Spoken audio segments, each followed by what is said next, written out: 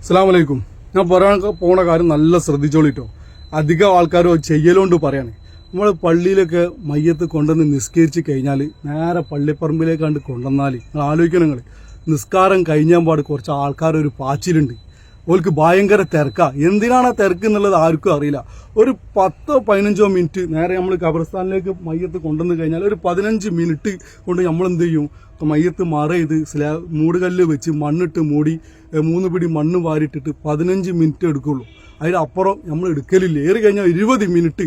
ഈ 20 മിനിറ്റൊക്കെ കാത്തിക്കാൻ കഴിയാത്ത മനുഷ്യന്മാർ നിങ്ങൾ ആലോചിക്കണം. നിങ്ങൾ കാരണം എന്താ വെച്ചാൽ നമ്മൾ ഈ പള്ളിയിലൊക്കെ നമ്മൾ ഈ ചായ അതായത് എന്തെങ്കിലും ലഘു കടികളൊക്കെ കൊണ്ടുവരും. അത് എന്താണ് കാരണം കൊണ്ടുവരാനുള്ള കാരണം വെച്ചാൽ ചിലപ്പോൾ ഈ സുബൈക്കൊക്കെ അവിടുന്ന് ഇവിടുന്ന് ആൾക്കാർ വരുന്നുണ്ടാവും ഒരു തുള്ളി വെള്ളം കുടിക്കാതെ. അപ്പോൾ ഓർക്ക് വെക്കുന്ന ചായയാണ് ഉണ്ടാവുക. അപ്പോൾ ആ ചായ അത് വെച്ചാൽ ഈ കബറുംപുറത്തേക്ക് വരുന്ന ആൾക്കാർക്ക്, അതായത് രാവിലെ അച്ചയ്ക്ക് എണീച്ച് പോരുന്നതുകൊണ്ട് ഓൽക്കൊരു ആശ്വാസം ആയിക്കോട്ടെ എന്ന് വിചാരിച്ചിട്ടുള്ള ചായയാണ് കൊടുക്കുക. ഇനി ചായ ഇല്ലെങ്കിലും പോട്ടെ, ചായ ഇനി പോട്ടെ ആയിരിക്കും. ചായ ഇല്ലാത്ത സ്ഥലമാണെങ്കിലും ഉണ്ടെങ്കിലും മയ്യത്ത് നിസ്കാരം കഴിഞ്ഞാൽ പാട് എന്താ പോലെ പോക്കാറ്. അല്ലെങ്കിലാണ് ആ പള്ളിൻ്റെ ആ ചുറ്റും ഇങ്ങനെ നിൽക്കും. അവിടെ ഇങ്ങനെ തിരിഞ്ഞിട്ട് ഇങ്ങനെ ബണ്ടലും വിട്ട് ഇങ്ങനെ നിൽക്കും. നിങ്ങൾക്ക് തോന്നുന്നുണ്ടോ നാളെ നിങ്ങൾ ഇങ്ങോട്ട് വരില്ല എന്നുള്ളത്? നിങ്ങളെ തോന്നല.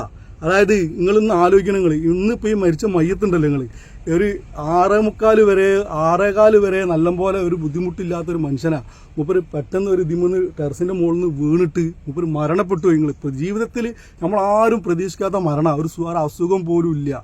നമ്മളെ മരണം എപ്പോഴാണെന്നുള്ളത് നമുക്ക് പറയാൻ പറ്റില്ല.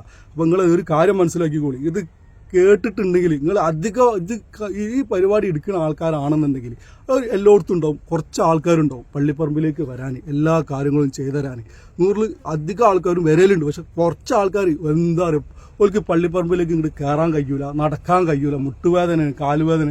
ഓലെ കയ്യിൽ നിന്നൊക്കെ ഒരു 100 ഉറുപ്പ്യ താഴ്ത്ത് വീണാലോ ഓലെ കുമ്പിട്ടെടുക്കല്ലോ, ഒരു മുട്ടുവേദന ഉണ്ടാവില്ല, ഒരു ഊരക്ക് വേദന ഉണ്ടാവില്ല. അപ്പോൾ നിങ്ങൾ മനസ്സിലാക്കിക്കോളി. നിങ്ങൾ എന്ത് ചെയ്യില്ല, നിങ്ങൾ ഇങ്ങോട്ട് വരില്ല എന്നുള്ള ധാരണ നിങ്ങൾക്ക് വേണ്ട. നിങ്ങളൊരു സ്വന്തം ഒരു പെരെടുത്ത് കഴിഞ്ഞാൽ അഭിപ്രായം പറയാൻ റൂം വീതി പോരാ, അത് മോഡൽ പോരാ, പെയിന്റ് പോരാ എന്നൊക്കെ നിങ്ങൾ പറയല്ലോ. നിങ്ങളെ കൂടെ മരിച്ച സ്വന്തം സ്നേഹിതനാവും, അല്ലെ അയൽവാസിയാവും, കുടുംബക്കാരാവും, ബന്ധുക്കാരാവും ഇവിടെ ഈ കവറിൽ മറ ചെയ്തിട്ടുണ്ടാവുക. അപ്പോൾ ഓലെ കാണാൻ പോലും വരാതെ എന്ത് ചെയ്യാറ് നിങ്ങൾ? ദയവ് വിചാരിച്ച് ഞാൻ പറയട്ടെ, നമ്മൾ കാണുന്നോണ്ട് പറയാം. നേരെ എന്ത് ചെയ്യാം, ആ മയ്യത്തിൻ്റെ കൂടെ വന്നിട്ട് ഇവിടെ വന്നിട്ട് ഒരു 3 പിടി മണ്ണ് വാരിട്ടിട്ട് ആ മയ്യത്തിന് മേലൊന്ന് പ്രാർത്ഥന നടത്തുക, പൊരുത്തപ്പെടാൻ വേണ്ടിയിട്ട്. അത് പിന്നെ നമ്മളെന്ത് ചെയ്യുക, ആ പ്രാർത്ഥന നടത്തുക. നമുക്കതേ ചെയ്യാൻ കഴിയുള്ളൂ. ഒരു തസ്ബീത്തൊക്കെ ചെല്ലിട്ട് എന്ത് ചെയ്യുക, പിരിയുക. അതാണ് ഏറ്റവും നല്ലത്. നിങ്ങൾ ആലോചിക്കണം, നാളെ നിങ്ങൾ ഇങ്ങോട്ട് വരില്ല എന്നുള്ള ഒരു തീരുമാനം അങ്ങനെ ഉണ്ടെങ്കിൽ പിന്നെ അവനാണ് ഇങ്ങനത്തെ കാര്യങ്ങളൊക്കെ ചെയ്തു വെച്ചാൽ നാളെ നമുക്ക് മറ്റുള്ള ആളുകളൊക്കെ ഉണ്ടാവുള്ളൂ. അതൊന്ന് നല്ലോണം മനസ്സിലാക്കുക. അപ്പോൾ ഇതൊരു മെസ്സേജായിട്ട് കൂട്ടുക. നിങ്ങളെന്ത് ചെയ്യുക, നിങ്ങൾക്ക് മനസ്സിലായിട്ടുണ്ടെങ്കിൽ ഞാൻ ഈ പറഞ്ഞ ഈ സംസാരം നിങ്ങൾക്ക് ഉപകാരപ്പെട്ടിട്ടുണ്ടെങ്കിൽ എന്ത് ചെയ്യുക, മറ്റുള്ള ആളിലേക്ക് എത്തിച്ചു കൊടുക്കുക. അസ്സലാമു അലൈക്കും.